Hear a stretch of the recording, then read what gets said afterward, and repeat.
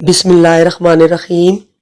اجمیر میں اس وقت ایک مندر تھا جو اجمیر کا سب سے بڑا مندر تھا اور صرف راجاؤں اور رانیوں کی عبادت کے لیے مخصوص تھا۔ مندر کے ساتھ ہی ایک تالاب تھا جس کا نام انا ساگر تھا۔ ہندو اس تالاب کے پانی کو انتہائی متبرک خیال کرتے تھے۔ ان کا عقیدہ تھا کہ جو اس تالاب میں غسل کر لے اس کے سب گناہ جھڑ جاتے ہیں۔ کہتے ہیں اس مندر میں رات کو اتنے چراغ جلتے تھے کہ رات 3.5 من تیل ان چراغوں میں استعمال ہوتا تھا۔ ارد گرد کے کئی دیہات مندر کے نام تھے، یعنی ان دیہات کی آمدن مندر پر خرچ ہوتی تھی۔ مندر میں ہزاروں ملازمین تھے جن کا کام آنے والوں کی رہنمائی کرنا تھا کہ کون سا خدا بیٹے عطا کرتا ہے معاذ اللہ، کون سا دیوتا صحت و تندرستی کا مالک ہے معاذ اللہ، اور کس مورتی کی پوجا سے دولت مہربان ہوتی ہے معاذ اللہ۔ کاتب لکھتا ہے کہ خواجہ غریب نواز رحمت اللہ علیہ اس مندر میں تشریف لے گئے اور انا ساگر سے کچھ فاصلے پر چٹائی بچھا کر اپنے مریدوں کے ہمراہ بیٹھ گئے۔ عصر کا وقت تقریباً ہوا ہی چاہتا تھا، لہٰذا آپ رحمت اللہ علیہ نے حضرت قطب الدین رحمت اللہ علیہ سے اذان دینے کا کہا۔ کفر و شرک کے گڑھ اجمیر میں اللہ کی وحدانیت اور حضرت محمد مصطفیٰ صلی اللہ علیہ وآلہ وسلم کی رسالت کا یہ پہلا اعلان تھا۔ وہ لوگ اسلام سے مکمل طور پر لا علم تھے، چنانچہ اذان کی آواز سن کر وہ حیران ہوئے اور اپنے گھروں سے نکل آئے۔ سب مسافروں نے انا ساگر کے پانی سے وضو کیا اور نماز پڑھنا شروع کی۔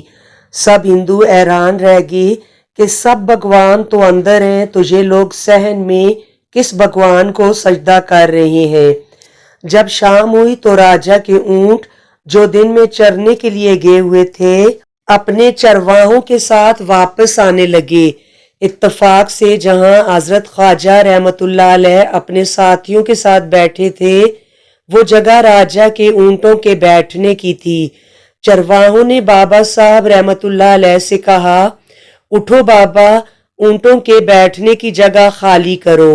آپ رحمت اللہ علیہ نے فرمایا کہ اتنا میدان پڑا ہے، اونٹ تو کہیں بھی بیٹھ جائیں گے، کیوں مسافروں کو تنگ کرتے ہو؟ وہ نہ مانے اور مسلسل اصرار کرتے رہے کہ اونٹ اسی جگہ بیٹھیں گے۔ آخر انہوں نے کہا، یہ راجا کے اونٹوں کی بیٹھنے کی جگہ ہے اور ادھر راجا کے اونٹ ہی بیٹھیں گے، تم لوگ کہیں اور ڈیرا لگاؤ۔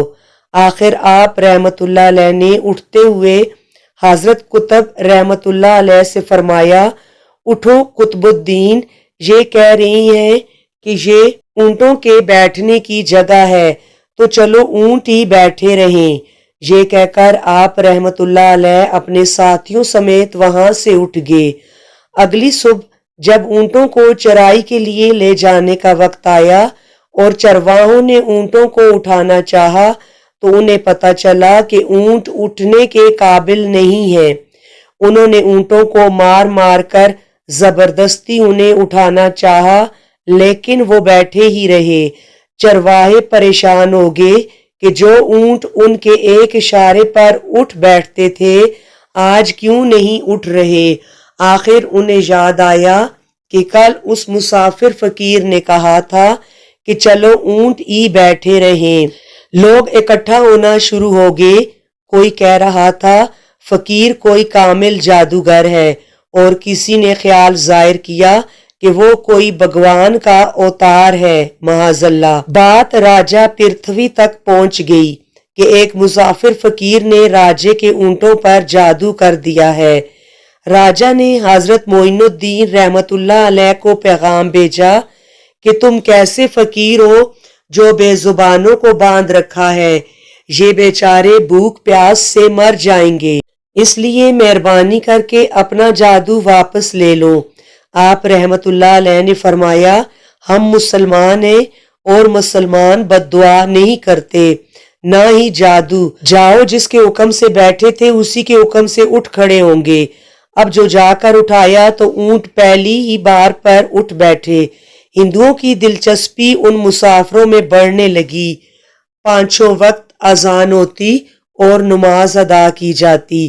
آخر راجہ تک یہ بات پہنچ گئی کہ کچھ فقیر آئے ہیں جو مسلمان ہیں، پانچوں وقت اذان دیتے ہیں اور ہمارے پوتر تالاب کو ہاتھ منہ دھو کر برشٹ کرتے ہیں اور ہمارے دھرم کے خلاف باتیں بھی کرتے ہیں۔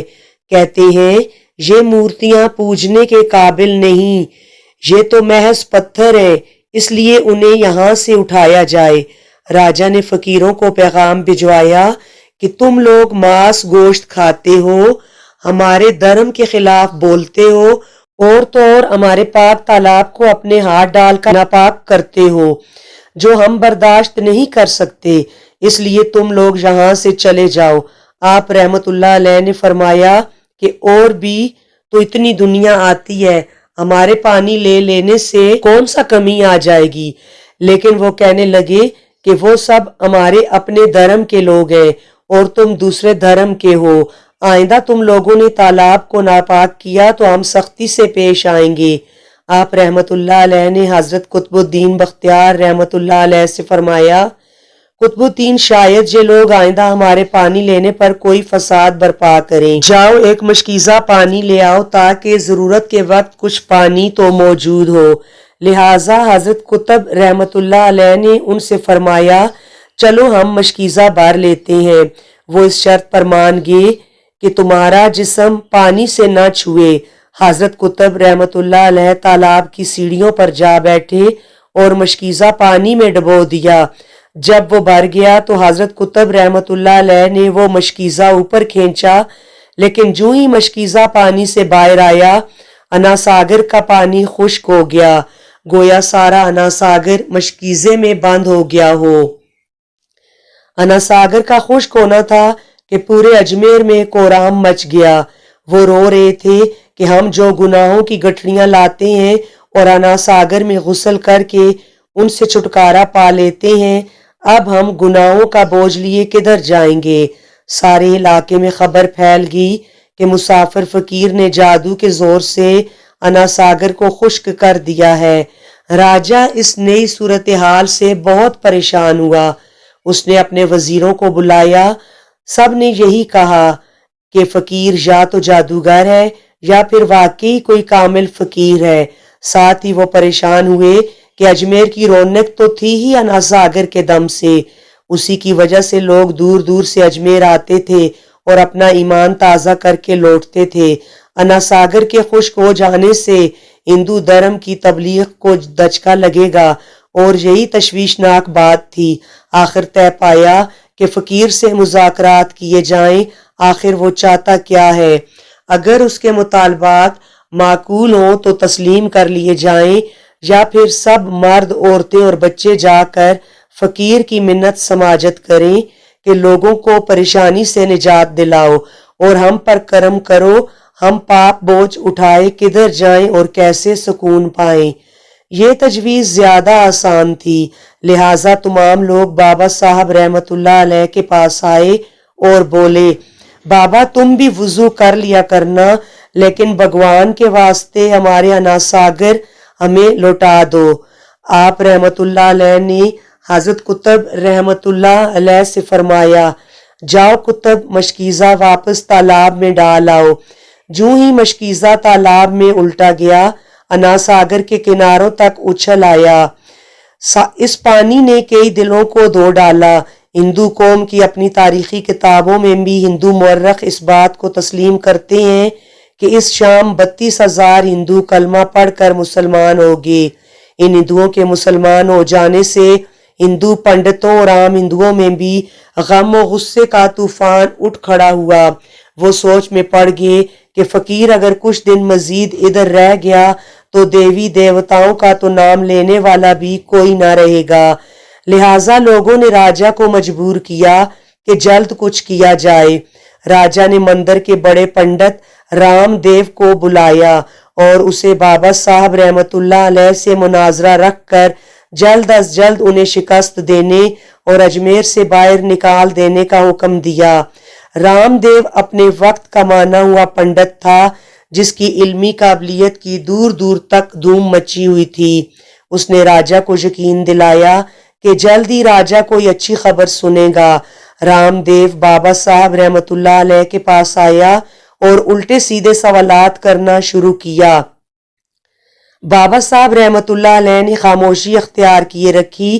جب رام دیو نے حد سے بڑھ کر شور مچانا شروع کیا تو بابا صاحب رحمۃ اللہ علیہ نے اس کی طرف آنکھ اٹھائی اور مسکرا کر فرمایا، رام دیو تو شور مچا رہا ہے اور میں تیرے ماتھے پر ایمان کا نور چمکتا دیکھ رہا ہوں۔